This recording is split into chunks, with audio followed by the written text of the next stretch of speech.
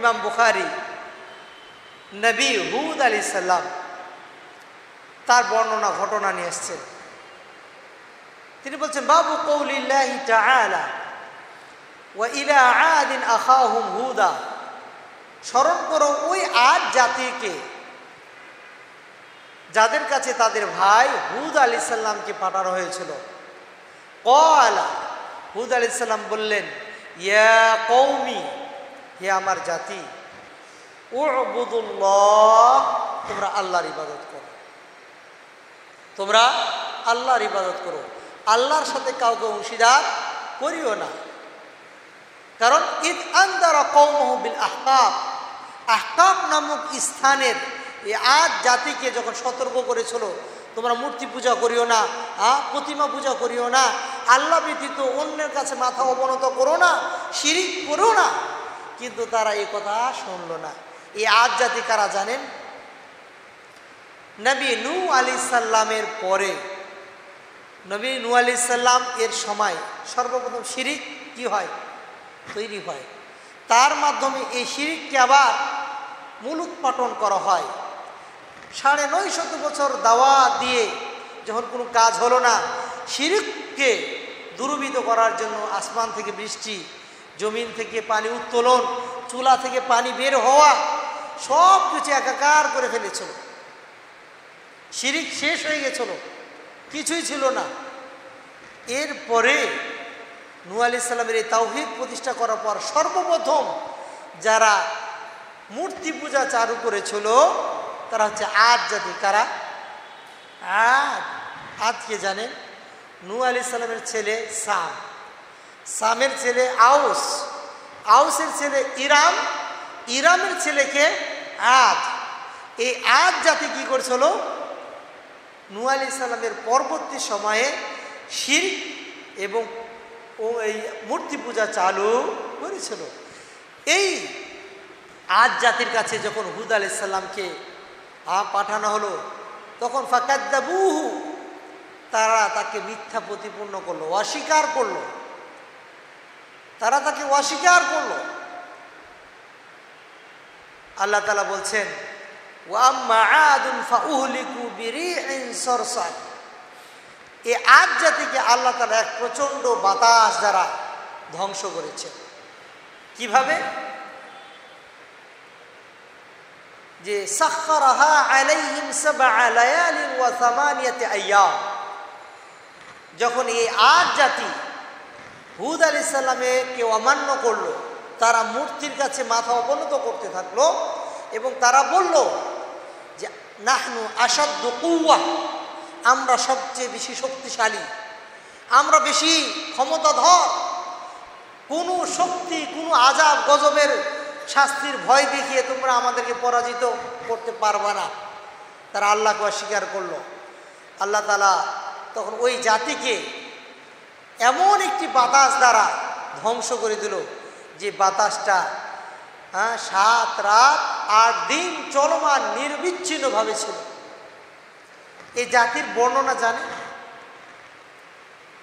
আল্লাহ তাআলা বলছেন, আলাম তারা কাইফা ফাআলা রাব্বুকা বিআদ, তুমি কি দেখো না তোমার রব আদ জাতির সাথে কি আচরণ করেছেন, কেমন শাস্তি দিয়েছেন।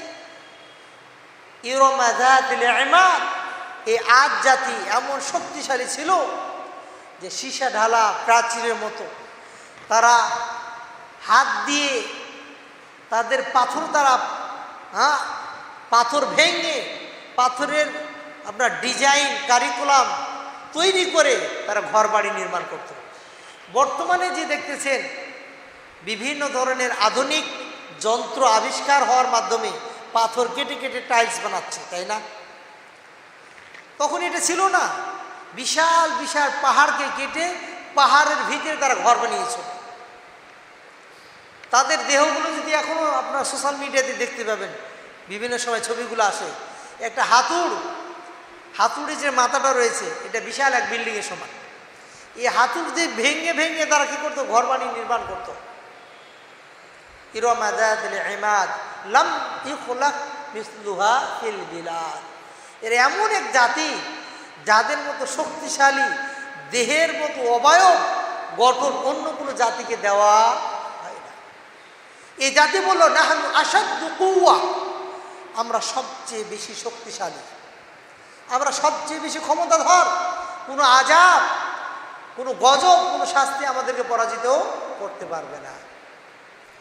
আল্লাহ তাআলা বলছেন যেই জাতি পাহাড় কেটে ঘর নির্মাণ করত, যে জাতি তাদের দেহের পরিমাণ এত লম্বা, এত শক্তিশালী, অন্য কোনো জাতিকে তা দেওয়া হয়নি। এই জাতি যখন রবকে অস্বীকার করলো, আল্লাহ তাআলা তাদেরকে 7 রাত 8 দিন নিরবিচ্ছিন্ন এক প্রচণ্ড বায়ু ঝড় দিলেন। ফাতারাল কওমা ফিহা সারআ, তুমি দেখতে পাও এই 7 রাত 8 দিন বাতাসে তারা কোপকাত হয়ে গেছে। কাআন্নাহুম আজাজুন নাখলিন খাবিয়া, যেন তারা এক কাণ্ডহীন শিকড়হীন খেজুরের গাছের মতো পড়ে আছে। আমরা যারা গ্রামে বসবাস করি, আমরা দেখি সকালবেলা যদি কোনো গাছ, মরিচের গাছ, টমেটোর গাছ লাগানো হয় আর রোদ যদি বেশি পড়ে, বিকালবেলা গাছগুলো দেখবেন মাজা ভেঙে বাঁকা হয়ে থাকে, থাকে কি থাকে না? ঠিক এদের দেহ এত লম্বা ছিল যে অর্ধেক বাঁকা ঝুলেছিল। কিছু লোক মাটিতে শটাং হয়ে পড়ে আছে, কোনো আযাবই আসে নাই, শুধুমাত্র বাতাস এসেছিল। তাদের জন্য যে আযাব এবং গজব নির্ধারণ করা হয়েছিল শুধুমাত্র বাতাস, কোনো পাথর মারা হয়নি, কোনো আগুন দেওয়া হয়নি, কোনো মহামারী দেওয়া হয়নি, শুধুমাত্র একটা বাতাস দেওয়া হয়েছিল। এই বাতাসের ব্যাপারে রাসূলুল্লাহ সাল্লাল্লাহু আলাইহি ওয়াসাল্লাম কি বলছেন? আব্দুল্লাহ ইবনে আব্বাস থেকে বর্ণিত, রাসূলুল্লাহ সাল্লাল্লাহু আলাইহি ওয়াসাল্লাম বলছেন, নুসিরতু বিসসবা, আমি সবা দ্বারা আল্লাহর পক্ষ থেকে বিজয় লাভ করেছি। ওয়া উহলিকাত আদুন, আর আদ জাতিকে ধ্বংস করা হয়েছে বিদাবুর, দাবুর দ্বারা। তাহলে সবা কি এবং দাবুর কি, এর ব্যাখ্যা জানতে হবে। সবা হচ্ছে পূর্ব দিগন্ত থেকে সকালবেলা মৃদু যে বাতাস আসে, ঠান্ডা বাতাস আসে, সেটাকে বলা হয় সবা। আর পশ্চিম দিক থেকে যখন বাতাস আসবে, পশ্চিমা বাতাস দেখেন না, বলেন না, যখন আপনার প্লাবন, ঝড়, ঘূর্ণিঝড় আসে, পশ্চিমা বাতাস বলা হয়, এর মধ্যে ক্ষতির পরিমাণ বেশি থাকে। তো বিসসবা, যখন মক্কার কুরাইশরা মদিনার ইহুদিদের সাথে আতাত করে মদিনাকে আক্রমণ করার জন্য তারা ঐক্যবদ্ধ হলো, তারা ইউনিটি গঠন করলো, তারা মদিনার পাদদেশে অবস্থান করলো। আল্লাহ রাসূল সাল্লাল্লাহু আলাইহি সাল্লাম সাহাবীদের সাথে পরামর্শ করে খন্দকের পরিখা, খাল খনন করা হলো।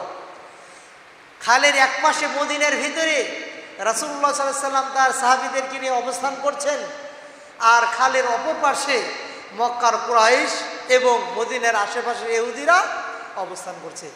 1 মাস হয়ে গেছে, কোনো যুদ্ধ নেই, মাঝে মাঝে আক্রমণ চলে, মাঝে মাঝে যুদ্ধ চেষ্টা করে, কিন্তু পরীক্ষা খাল খনন করার কারণে মদিনাবাসীদের উপর আক্রমণ করার সুযোগ তারা পায়নি। যখন 1 মাস হয়ে গেল, যখন এই মক্কার কুরাইশ কাফেররা খন্দক নামক স্থান ত্যাগ করছে না, মাসের পর মাস আন্দোলন করতেই আছে, তারা অবস্থান করছে দৃঢ়ভাবে রাতের পর রাত। আল্লাহ তাআলা সকালবেলা, শীত সকালে এমন বাতাস দিলেন, এই বাতাসের কারণে তাদের তাঁবুগুলো উড়ে গেল। তাদের যে কূপ মানে চেরাগ ছিল, আলো ছিল, চুলা ছিল, সেগুলো নিভে গেল। তাদের যে পানপত্র ছিল, যেগুলো তারা খাবার ছিল, সেগুলো বাতাসে উড়ে গেল। এই অবস্থা দেখে মক্কার কুরাইশরা ভাবলো এখানে আর অবস্থান করা যাবে না।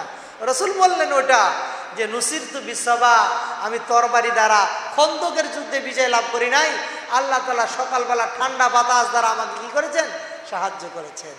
ওয়া উহলিকাত আদুন বিদাবুর, আর আদ জাতিকে আল্লাহ তাআলা ধ্বংস করেছেন কিসের মাধ্যমে, দাবুরের মাধ্যমে। দাবুর বলতে কি, পশ্চিম দিক অন্ধকার আচ্ছন্ন হওয়ার পর বিকট আওয়াজ নিয়ে যে বাতাস আসে তাকে বলা হয় দাবুর।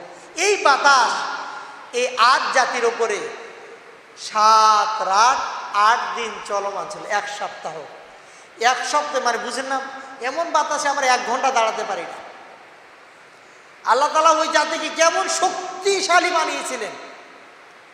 এমন বিশাল বিশাল বিল্ডিং কিন্তু ছিল না, তারা দাঁড়িয়ে এমন অবস্থায় ছিল যে না আমাদের এই শাস্তি বাতাস কিছু করতে পারবে না। আল্লাহ তাআলা তাকে ফ্রিজিং করে দিয়েছে, দাঁড়িয়ে থাক, বাঁকা করে দিয়েছে। আমরা এখান থেকে কি শিখতে পারি?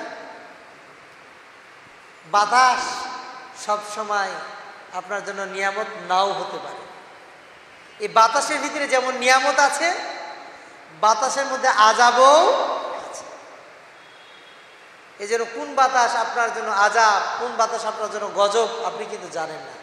এই জন্য যখন বৃষ্টি হয় তখন মুমিনদেরকে বলতে হয় আল্লাহুম্মা সাইয়্যিবান নাফিআ, আল্লাহ তুমি আমাকে উপকারী বৃষ্টি দাও, এমন বৃষ্টি দিও না যে বৃষ্টি আমাদের জন্য ক্ষতিকর হবে।